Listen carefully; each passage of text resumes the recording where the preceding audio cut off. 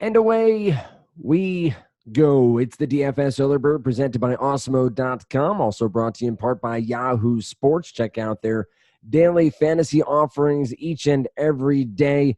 Major League Baseball, they will have NFL around the corner. Also, want to remind you here at the top, you can check out Emac's Twitter feed at EmacDFS. He is working to give away a Awesemo subscription. So check out tweets from him. They have a game up for Saturday.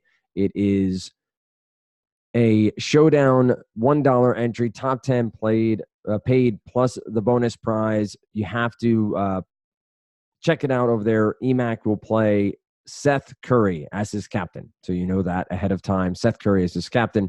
And check out Emac's competition over there. With all that said, I'm your host for today's podcast, Dan Strafford. Pleasure to be with you here on iTunes, Stitcher, Google Podcasts, wherever you may be listening, or if you're viewing on YouTube. Thanks so much for checking us out. As always, subscribe to the channel, like this video, leave a comment below. Maybe I'll throw you a question a little bit to comment on, but always enjoy reading the comments, positive and negative, because, yeah, I read the comments. And happy to be with you here on the Saturday morning, filling in for Emac and Adam. Adam enjoying that sweet life at the Washington Nationals game. Emac and I switched for me going to the Red Sox game on Tuesday. So full circle there, both Adam and I enjoying a Major League Baseball game. But here we are heading into Saturday's slate. We're going to look at the 4 p.m. slate. We'll go game by game just so it's a little bit easier on us all. I have to mention the crazy result out of Miami where Jacob deGrom gets roughed up by the Marlins. And I want to mention it simply because shit happens. Because baseball is a variant sport. And Jacob deGrom, and we can discuss price points. We can discuss roster construction. That's all fine. But Jacob deGrom was in an absolutely fantastic spot. And if you want to discuss, to start the year, he didn't look great, and I don't know, if he's fully healthy, that's a bunch of malarkey, as it were. It's a bunch of BS. It's a mess to try to rewrite the view of this slate. 5 innings, 7 runs, 6 of them earned, 3 strikeouts, gave up a home run. He's 3-5 on the year, has a 3.98 ERA. It is what it is. It was a bad game. And I would play him again in cash lineups. Tournaments, especially if you're multi-entering, you probably had 25 to 30% of DeGrom. Maybe a little bit more if you tried to get over the field. I think he was 40, maybe even 40% owned in certain contests. But it was the right play. And it will continue to be the right play. And it'll come into discussion here as we do have the Mets and the Marlins on this slate as well. These are all the 4 o'clock games. I'm going to use DraftKings to walk through. We'll go game by game, and we'll take a look at the pitching matchups and any bats that might be intriguing here. You do have 6 games on this slate, and then you have a 7-night game slate. You will get the MLB strategy show, so you're going to get a ton more content there for free on YouTube and on our podcasting apps. But you also get Adam's write-up, which will be the deep dive, and that is coupled with the projections and the lineup builder, and it's coupled with Fantasy Cruncher, which is an add-on. All that can be had. One, if you want to try to go after Emac's contest over there on his Twitter feed, or if, in fact, you want to sign up, you get 50% off your first month by using the promo code EARLYBIRD. So we'll dive in here and walk through game by game quickly, trying to set the scene, what I'm looking at, what numbers I see on Fangraphs, Baseball Savant, Brooks Baseball, wherever I might be looking, what my process would be for trying to dive in here and understand exactly what I'm looking at, how I'm trying to get to a certain roster construction will come later on Saturday. But for now, we will dive in. Aaron Nola versus Antonio Senzatella. It's Colorado versus Philadelphia. This game is in Philly and has Aaron Nola at 9,400. Senzatella is at 7,400. So Nola, your third most expensive pitcher on the slate behind Walker Buehler and Matt Boyd. And just ahead of Steven Matz, who's coming off the injured list with that forearm discomfort. And he will be in that aforementioned Marlins matchup that we'll get to as our last game in this quick analysis by yours truly. It is a minus 170 in favor of the Phillies. an over-under of 9. So you're probably looking at a 4.2. I don't have the implied totals per team here, a 4.2 or so for the Colorado Rockies, 4.8, 4.9 for the Phillies. Nola 3.0, 4.86 ERA, Senzatella 3.3 and 5.35. Clearly, Nola is going to be one of those names that you hear mentioned pretty broadly on this slate. Since 2018, again, trying to take into a little bit more consideration that our 2019 sample sizes for pitchers isn't that broad. Nola with a 9.46 K per 9, an 18.7% K minus walk ratio, an XFIP of 3.38, and an ERA of 2.82. So a little bit of inflation there in the XFIP against the ERA. So maybe some ballooning to happen there for our good friend, Mr. Nola. But this is going to be a spot where Nola is at least in consideration for me, simply because of the matchup. Park isn't great, and I know the Rockies have a ton of power. You look at Aaron Nola on the year. This year has just a 13.6% K minus walk. His K per 9 is down. His ERA clearly up. His XFIP is up. So he hasn't exactly been pitching the way we'd expect Nola to pitch on the season, or what we were expecting coming into the year. As Nola was considered a fantasy ace, was considered obviously the ace of the Philadelphia Phillies. His four-seamer has been pretty consistent, much like last year. Started out in the high 92s, now sitting higher 93s, 93.79, using the sinker, the change, and the curve. Nothing really changing there, as it were, when it comes to usage, what pitches he's using. Over the past couple of starts, he has really ratcheted back on the use of the four-seam. He was using it 50% of the time to start the year, and then dropped to 30% in the month of April, now down to 21% in May across 2 starts. Sinker, pretty consistent, 17%. Curve and the change has been increasing as this season has gone on.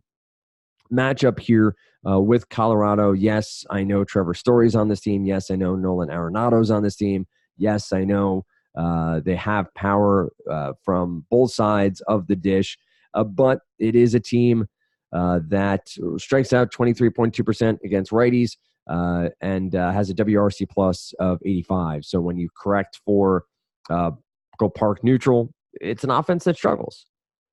So I'm going to target them with a pitcher that I think has upside, one that I think has the ability to get stuff done here as we go through. I think it's a reasonable matchup for Nola. Senzatella on the other side, why the hell not? This is a Phillies lineup that has clear strikeouts in it. You have Bryce Harper, who's been striking out above 30% on the year. The Phillies overall are at 22.4%, so less than the Rockies. They do walk a bit more, so they're at 11.4%. Senzatella since 2018, let's find his numbers, is at 9.6% K minus walk ratio, K per 9 of 6.68. No, this is simply a price play, I guess, when it comes to Senzatella at 7,400 on DK, and you might even consider Pablo Lopez over Senzatella down at 6,600. We'll get to that in the Mets Miami game, but at least I'm not crossing Senzatella off quite yet. There will be a couple of pitchers who I do just that with, but a reasonable game. And on the other side, clearly you can make a case for any of these one-offs for the Colorado Rockies. Arenado and Story, yes, I know they're facing a righty, but there is reason to believe that there's power upside for both of them. A home run per 9 on the season for Nola is at 1.75, so almost 2 home runs per game. He is walking at 9.7%, so he's putting runners on base and he's giving up home runs. We can look further into his splits, but not even really concerned there. So one-offs for for Colorado. For Philadelphia, this is still an offense I believe in as much as I know they're striking out. Bryce Harper on DraftKings has a price point of $4,300. I get it. I get that he's been disappointing. I get that there is a clear struggle for him right now, batting .221 to 7 home runs, 25 RBIs. But I think that at a price point like this, against a pitcher like Senzatella, who, checking in here quickly, I'm pretty sure has pretty bad home run numbers, if I remember correctly. I have to scroll down. He's at 1.60 home runs per 9 here in 2019 over 2018 and 2019. He is at 1.16. So a much better job last year, not of limiting home runs. Seems like it's been a little bit more of a bugaboo this year for Senzatella. So clearly Harper and Realmuto are standouts here to an extent. I think that it's reasonable to consider a Philadelphia stack going against Senzatella as a possible play here as we go through. Texas and St. Louis, this is the game you want to be on. It's just have to question what the weather's going to be like in Globe Life Stadium. And we'll try to pull it up here as we talk through. On Saturday, looks like it is going to be rain. Let's see. Rain should be tapering off around the time of first pitch, down to 40% and then dropping down into the teens. Now, whether or not this game plays, it's supposed to be really bad weather in the morning. If this game plays, we are getting 76. Let's see. Saturday, we're getting a high of 76, but humidity at 82%. This is going to be a gigantic offensive game if it plays. And so Dakota Hudson, Gerardo, I have no interest in either of them from a pitching perspective, not breaking any ground here, but very clearly a spot to target and target heavily when it comes to the offense. It has a 12 over-under. A 12 over-under. Originally, Jesse Chavez, I think, was supposed to start for the Texas Rangers. I don't believe he's being used here. I think it is, in fact, Gerardo. Double check the note here. Gerardo was slated for a bulk relief role Saturday, but now that the Rangers are unlikely to use Jesse Chavez as their opener, Gerardo may be in line for the start. So one way or another, you're going to get Ariel Gerardo at probably a decent amount of pitches. What did he throw last time out? 33, probably maybe 33, maybe 50, upwards of 50 pitches. And Dakota Hudson's just a bad pitcher. Dakota Hudson, you look at any metric right now, he has a 10.3% K-minus walk, 11.5% walk percentage. He's at 1.74 home runs per 9, a 5.22 xFIP. We can sort of go through all of the numbers, batted ball and pitch value and plate discipline against, and he's just not getting any sort of advantage against any batters he's facing. And so pretty straightforward here. Looking at hard hit percentage is at 40.1%. Medium is at 43%, just 16.9% soft contact. Ground ball rate of 60.7%. And fly ball rate of 20.7%. Home runs per fly ball at 31%. It's just a situation here where he's not very good. And I think that clearly you have a gigantic upside for the Texas Rangers with obviously Gallo, and hopefully Mazara gets his act going. But Gallo is 5,700. Hunter Pentel is 5,500. And Chu is at 48. Mazara at 42. You look at the individual positions. Logan Forsythe did start at shortstop. When was that? 2 games back. While Andrews is on the shelf, he'll be starting at shortstop. And there's been a nice little stopgap here as Dribble Cabrera is 4,100. Rognet Odor at 42. Has clear pop. You have Danny Santana on this roster. He's 5,100. So the Rangers have a ton of offense here and are probably going to be very highly owned. And you have to consider on the other side the St. Louis Cardinals as an option here. A full game stack is not that outlandish as we look through this contest. Definitely no interest in the pitchers, but you have to at least consider all of these offensive pieces. Up next, John Means, Adam Plutko for the Baltimore Orioles and the Cleveland Indians. This game currently sits with a 9.5 over-under, minus 145. Now, John Means has been really riding that changeup on the season. You've seen probably more than a few write-ups on the effectiveness of the change for means. He has done a very good job of distinguishing velocities here, but he has, over the past couple of starts, gone further away and gone more to his slider. And that is something to at least keep in mind, something to watch and understand exactly what he's doing with his pitch mix and how he's going after these batters. Now, he is facing a Cleveland Indians team that is middling. This isn't the Indians from the past couple of years. Yes, they don't strike out a ton. We can recognize that. We know that to be true. But that doesn't mean that they're a good offense. On the year against lefties, they have let's double check this. There's K percentage.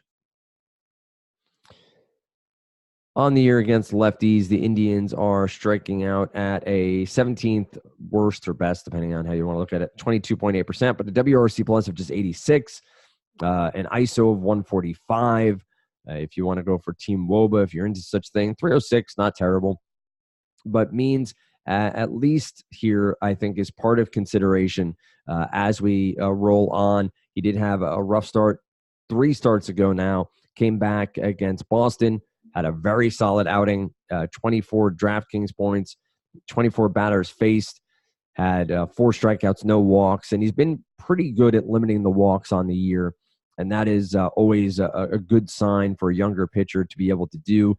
Indians at 10.4%, pretty good at drawing the walk, but still, this is a team that I'm not afraid to target. Obviously, there are going to be some bats that you can go to on the other side, Lindor, and you obviously have Jose Ramirez as well. But I'm not afraid necessarily of using means on this slate at 7,500 on DraftKings. Adam Plutko, for those of you who don't know, suffered a little bit of a forearm issue, I think, in spring training, stayed back, went through an extended spring training, a decent prospect in the past for the Cleveland Indians. He has been roughed up in his first start for AAA Columbus, came back in his second start and looked okay. Now, the thing is, with the injuries that the Indians have, we're probably going to see a decent amount of Plutko over the past next couple of weeks. I don't necessarily think this is a big spot of exactly what will come next for Plutko. I don't think that he's going to have a big role in the Cleveland Indians rotation as we go forward, with Clevenger hopefully coming back and hopefully Kluber coming back in the not too distant future.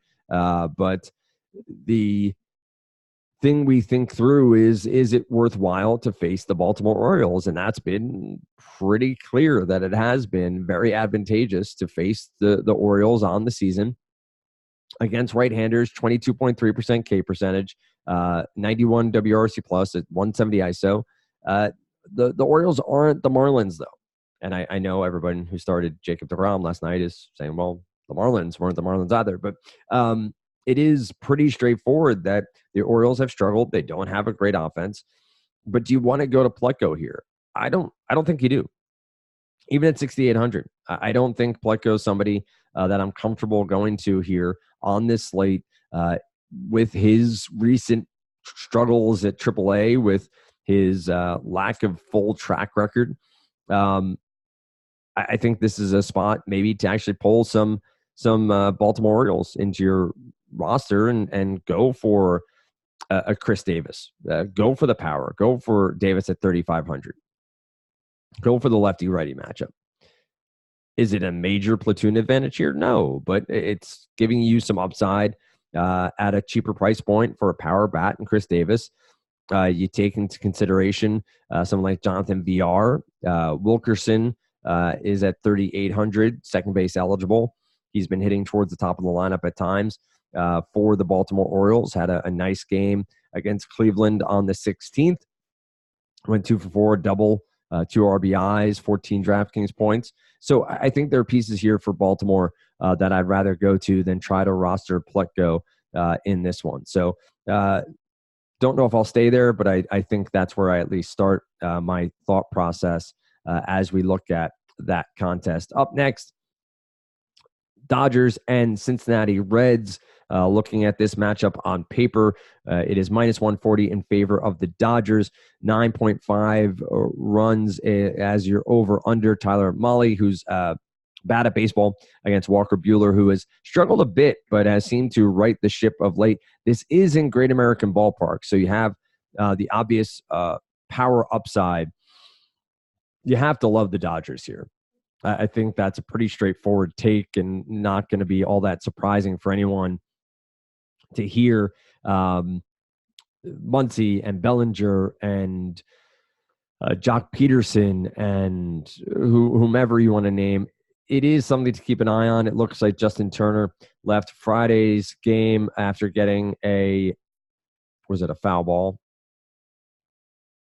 Yep. So it looks like he'll have off on Saturday. You could see Muncy at third base until Turner is cleared to return. So you get Muncy. You have Corey Seager in the lineup here, whose price point is at $4K. Had a good night on Friday night, I do believe. Think he hit a home run. If I can. No, game logs aren't updated there. Well, we'll find out momentarily. I'm pretty sure he had a home run in this contest for the Dodgers against Cincinnati and DeSclafani on Friday night. But the Dodgers are going to be pretty popular here against Mahle. On the other side, I like Walker Buehler a lot. I think he's turned things around. I want to take a look here quickly on, let's see if I can spell his name right. There we go. On Brooks Baseball and his velocity for that four-seamer. It's actually come down, which is interesting. It was 97.34 to start the year, now down to 96. Not a huge difference, using multiple pitches. So he's upwards of 5 pitches, has reintroduced the change. This is, again, Brooks Baseball's tracking. I can check against Fangraphs. But it didn't seem like he was using the change to start the year. And here in the month of May, it does seem like he has come back to it a bit. Let's see usage of that change over the past. Very, very limited usage of the change. So strike what I just said. But the four-seamer has come up in usage over the past couple of starts. The sinker has gone way down in usage, and we've seen a steadying of the cutter, curve, and slider in his pitch mix. So you like to see that he's back to the four-seamer, which was confusing a lot of people last year. It just was a pitch that a lot of analysts thought should be hittable, but wasn't, had late life, and you hear all of those takes. And Buehler here has some upside. Now, since 2018, you talk something like K-minus walk. Buehler's at 20.1%, 9.46 Ks per 9, an XFIP of 3.39, whereas ERA is set at 2.99. So maybe a little bit of inflation due there.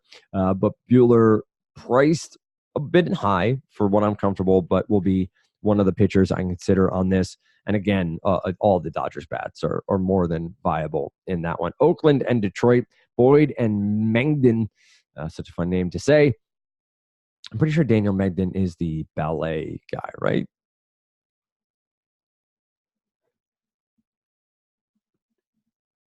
Yeah, the family business was supposed to go into ballet, did not, chose baseball instead. But Boyd on the year has been a very, very solid pitcher. Last time out, just didn't have it, but I will point to the fact that it was against the Houston Astros, and I will be okay with that. On the season, the Oakland Athletics against lefties have not struck out a ton, 20.1%. An ISO of 177, 100 WRC plus. This is a team that can mash against lefties. Let's see. Do I have this pulled up right? Splits. Nope, I don't. Let's pull that up. That's why. Strike those numbers. Didn't have my filter on correctly here. There it is. All right. Let's see what Oakland gives us just against lefties.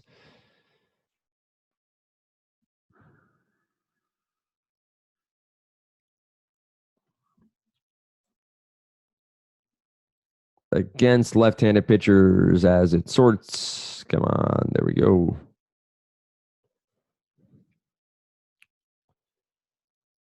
Athletics sit at 18.4%. WRC plus of 121. Wow, these are some staggering numbers for the Oakland A's. An ISO of 236. Obviously, Chris Davis, the bats here have some upside. Canha, Piscotty, you have Chapman. This might be a spot to play the A's. I like Matt Boyd as a pitcher, but the price point's up. If you see the ownership's going to be up, and Osmo.com has ownership projections, and you like this A's lineup, I think this is more than a reasonable spot to stack the Athletics against Matt Boyd and get the power upside. Now, any given day, who the hell knows what the A's and Boyd do? I would project out that Boyd would have a reasonable probability of picking up 5 to 7 strikeouts with his ability. But this is an A's team that doesn't strike out and has the power upside. So I'll take the A's here, and I'll take them pretty handily, to be honest, as a stack that I don't know what ownership projections are going to be for this game. Let's check the over, under, and spread. Minus 110 in favor of Oakland here. 9.5 over, under. So at home and against Daniel Megden, Matthew Boyd is a dog, which is intriguing. Tigers are 18-25. They're not a great baseball team, age 21-25. But it would seem Vegas is on a higher scoring game, almost double digits, and on the A's. So Vegas can be wrong. I can be wrong. That is for damn sure. But I think this is definite upside spot for the Oakland Athletics. The final game of this slate is the aforementioned Mets and Miami Marlins. I'll go back to the well here with Steven Matz. And the price point is 8,600. My biggest concern is pitch count. My biggest concern is that he only throws 65, 70 pitches. I haven't seen anything to say that he is going to have a pitch limit, but coming back from a forearm injury, he threw 45 pitches in a bullpen session with no issues on Wednesday. So is the high end 75 pitches? Is that at 8,600? Can we go there on a 6-game slate? Can we find 2 pitchers we like? You do have Pablo Lopez on the other side of this. Lopez on the year. Let's find out what his exact numbers are here.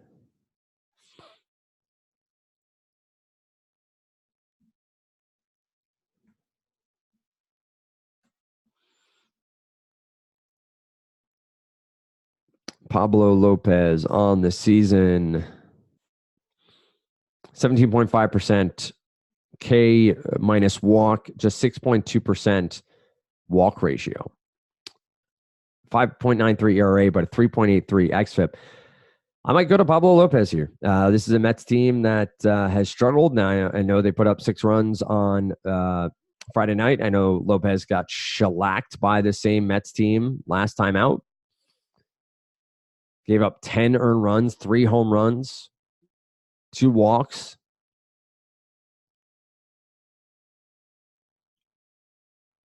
But I think I might go back here at 6,600 and take Pablo Lopez. Now, this all depends how it all shakes out.